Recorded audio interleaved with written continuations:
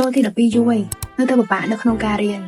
នៅមានអារម្មណ៍ថាភ័យមិនទុកចិត្តខ្លួនឯងមែនទេថ្ងៃនេះខ្ញុំប្រាប់ពីកន្លឹះងាយៗខ្លះៗដើម្បីត្រៀមខ្លួនមកក្នុងការប្រឡងទី12ខាងមុខនេះកុំតើណាអូវីដេអូនឹងចេញព្រោះចូលចាប់វីដេអូខ្ញុំមានអីដែលពិសេសប្រាប់អ្នកនរគ្នា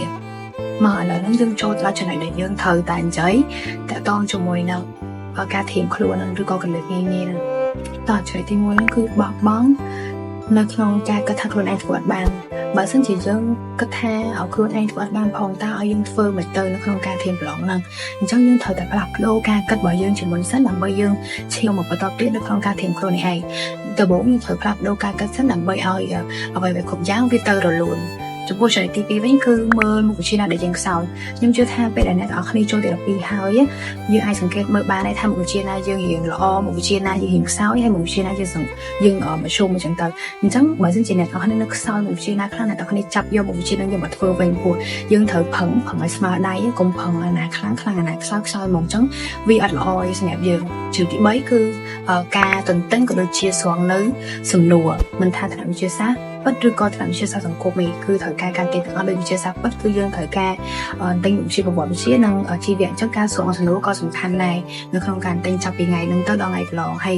សម្រាប់វិទ្យាសាស្ត្រសង្គមគឺពួកគាត់ហត់តែសំខាន់ទៀតអាមុខវិជ្ជា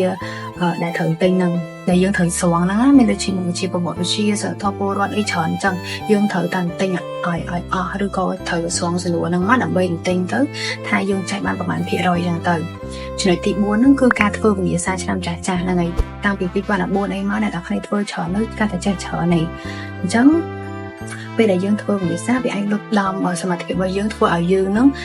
មានកម្លាំងចិត្តនៅក្នុងការធ្វើតទៅថាយើងចេះបានប៉ុណ្ណាយើងនៅក្នុងការធ្វើវិញ្ញាសាហ្នឹងយើងចេះបានប៉ុណ្ណាស្រួលយើងលៃថាយើងត្រូវធ្វើមិនបន្ទាប់ទៀតអីដែលពិសេសនោះគឺខាងសាលា e-school ក៏មានបើកនៅថ្នាក់វិញ្ញាសាពិសេសដែរអ្នកទាំងគ្នាសម្រាប់ធៀបប្រឡងមកដល់ឆ្នាំ2025ខាងមុខហ្នឹងណាហើយយើងគ្រាន់តែរៀនតាមការ live ផ្ទាល់ឯណាគ្នាអញ្ចឹងយើងត្រូវការតែអ៊ីនធឺណិតនៅក្នុងការរៀនឯងបើចាំចំណាយជិះម៉ូតូជិះអីទៅរៀនឯងទាំងបើយើងនៅអត់សូវទុកចិត្តលើសមត្ថភាពខ្លួនឯងឬក៏យើងមានសមត្ថភាពដែរហើយប៉ុន្តែយើងចង់ដោះខាត់ឬក៏សម្លៀងសមត្ថភាពនឹងឲ្យវាមកស្រួលថែមទៀតអ្នកទាំងអស់គ្នាអាចជ្រើសរើសសាលា e-school ដើម្បីរៀននៅថ្នាក់វិញ្ញាសាពិសេសនេះបានដែរ